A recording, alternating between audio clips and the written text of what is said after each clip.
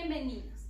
A propósito de los contenidos revisados en clases sobre funciones mentales en el proceso educativo, entendiendo que las funciones mentales engloban a la atención, aprendizaje, memoria, lenguaje, emociones, conciencia, pensamiento y razonamiento, en esta ocasión vamos a profundizar sobre la relación de estas en el aula de la mano de docentes que lo viven diariamente.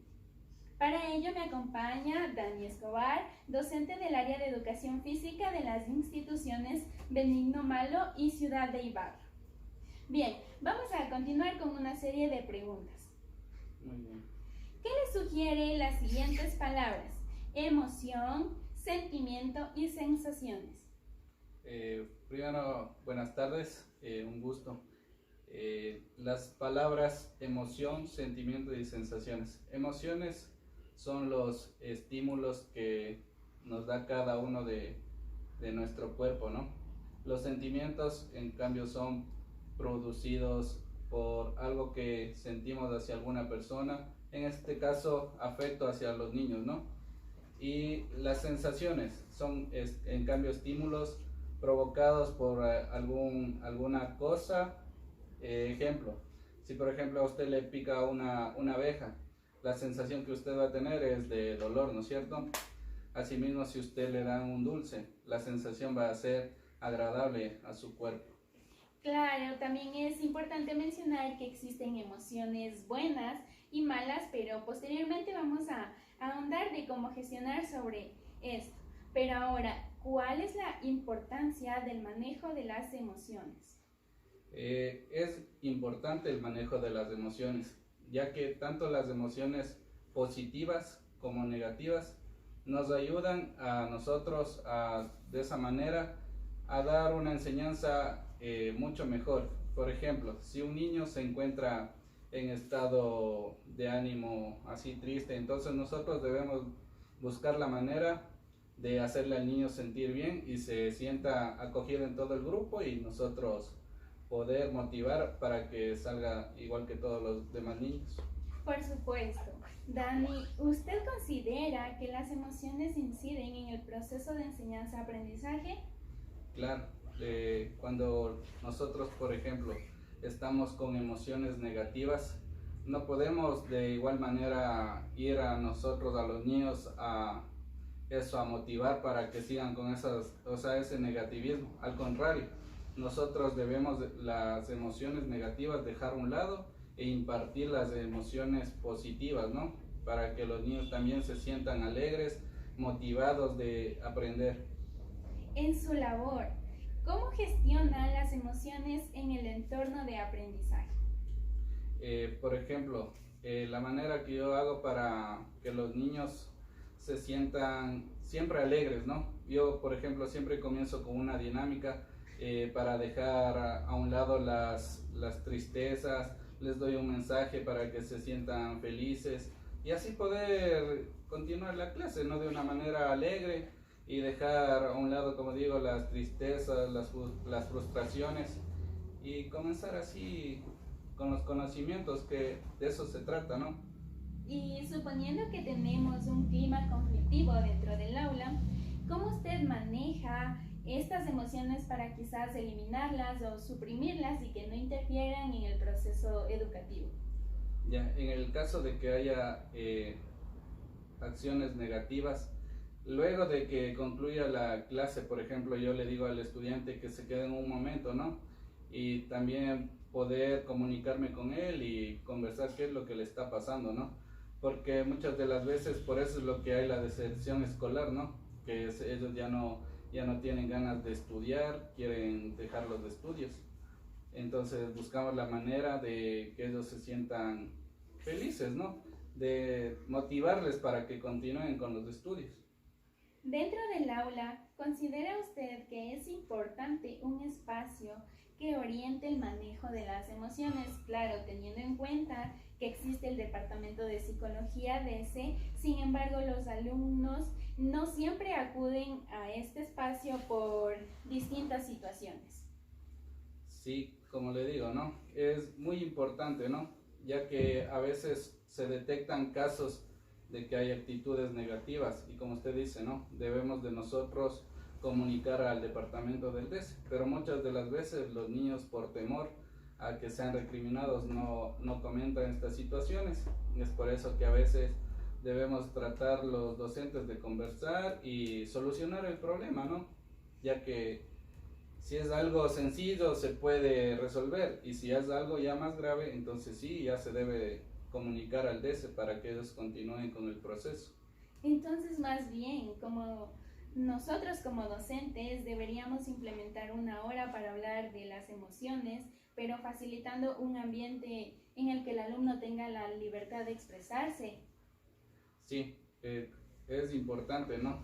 Tener este tipo de espacio para que los estudiantes también nos den a conocer, ¿no? Su punto de vista, qué es lo que ellos en este momento, por la pandemia ya un caso, cómo ellos se sienten frente a esta situación de que ellos no pueden estar en las aulas, más bien están detrás de un computador y no tienen el contacto con sus amiguitos, y eso también les hace que ellos se sientan así negativos, ¿no? ¿Cuáles considera usted serían los beneficios de ayudar a canalizar las emociones y sentimientos de los estudiantes? Los beneficios que tienen los estudiantes cuando se les motiva es que tienen una alta autoestima y tienen un mayor rendimiento escolar. ¿Considera usted que es importante que la institución educativa y los padres de familia trabajen de manera coordinada a la hora de gestionar las emociones? Sí, creo que es importante, ¿no? Ya que no solo los docentes tenemos esa obligación de comunicarnos con los estudiantes, ¿no? Más bien creo que eso sale de los hogares, ¿no? Eso de impartir los valores y para que ellos se sientan tranquilos, sientan esa autoestima alta y vayan con seguridad a la escuela, ¿no? Que eso se trata. Por supuesto, la comunidad educativa es la responsable de acompañar en el proceso de aprendizaje. ¿Usted cree que influyen en el proceso de atención el estado emocional de los y las estudiantes? Sí, como le digo, ¿no? Cuando una persona está triste, el niño tiene esa desmotivación que quiere dejar a un lado ya, como le digo, dejan el estudio y muchas de las veces no cumplen tareas, no asisten a clases, hay una desmotivación total de parte de los niños, mientras que si el niño está feliz, ellos tienen ganas de continuar, aprender y seguir con los estudios, ¿no? ¿Considera que el ejercicio físico o pausas activas influyen en el manejo de las emociones? Sí, últimamente se está aplicando eso, ¿no?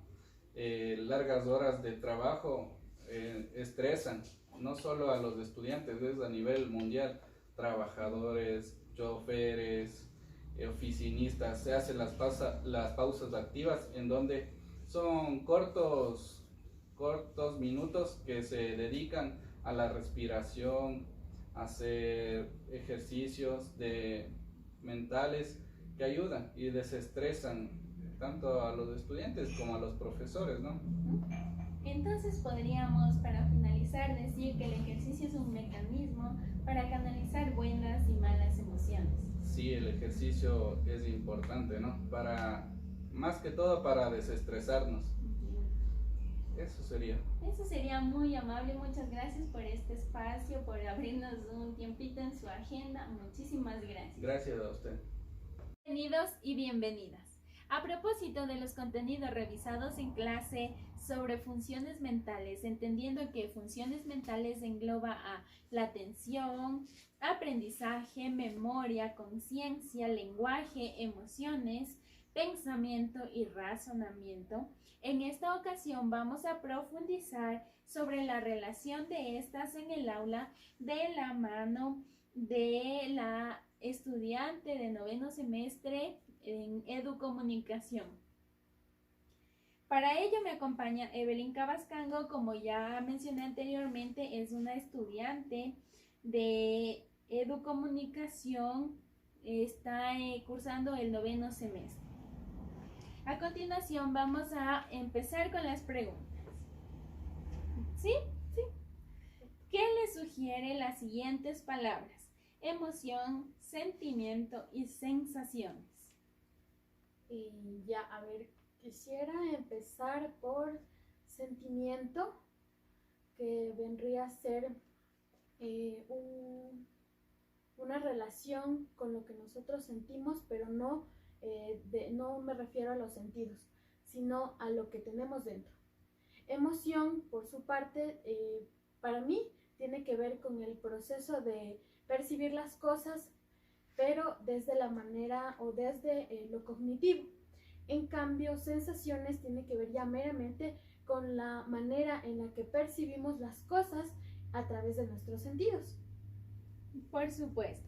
Entonces podríamos decir que existen emociones positivas y negativas y posteriormente vamos a ahondar de cómo gestionar estas, pero ahora continuemos. ¿Cuál es la importancia del manejo de las emociones? En el entorno educativo. Por supuesto. Bueno, las emociones, como ya mencionaste, existen emociones positivas y emociones negativas. ¿Cómo gestionar? Sería como un tema de dinámicas y de clima educativo. Sin embargo, la importancia de gestionar pues, estas emociones tiene que ver con el desarrollo de la clase. Es decir, si existen emociones negativas, el desarrollo de la clase va a ser nulo o malo. Entonces, si nosotros gestionamos estas emociones negativas, las generamos o las provocamos a emociones positivas, el desarrollo de la clase, el proceso de enseñanza, aprendizaje, mejoran y con ello la atención y todo lo que engloba este. Por supuesto. ¿Usted considera que las emociones inciden en el proceso de enseñanza-aprendizaje? Por supuesto, y suena interesante esta palabra del proceso de enseñanza-aprendizaje. Ya no tomaríamos en cuenta solo a los estudiantes, sino también a los profesores, que muchas veces las emociones o cómo el estado anímico y demás de un docente influye también en cómo se transmite el aprendizaje o los contenidos. Ya no solo tiene que ver como el estudiante, como un recipiente en el que está ahí meramente, paralizado recibiendo la información, sino tiene que ver con la interacción que tienen entre ambos y no solo, digamos, de un estudiante a un profesor, sino también en el contexto que se desarrolla, es decir, con los mismos compañeros, con docentes, incluso con el personal administrativo. Por supuesto, el desarrollo de la enseñanza-aprendizaje participa toda la comunidad educativa. Ahora bien, planteemos una situación hipotética. ¿Cómo gestionaría las emociones en el entorno de aprendizaje, suponiendo que tenemos un clima conflictivo dentro del aula? Ya. A ver, supongo que la mejor manera es trabajar con dinámicas que generen diálogo, porque el diálogo es la única manera de solucionar problemas. Entonces, si yo tengo una situación que son recurrentes emociones negativas, yo crearía, dinámicas con los chicos o con las chicas también, en las que ellos puedan expresar su malestar, que puedan decir por qué se sienten mal, si tienen quizá problemas dentro del aula o quizás si son externos, porque muchas veces canalizamos en el aula y en el proceso de aprendizaje los problemas que generan o que tienen en la familia.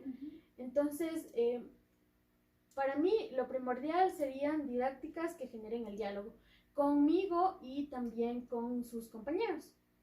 Claro, dentro del aula, ¿considera usted que es importante un espacio que oriente el manejo de las emociones? Claro, teniendo en cuenta que existe el departamento de psicología denominado DC, pero no siempre los estudiantes acuden a él por diversas situaciones.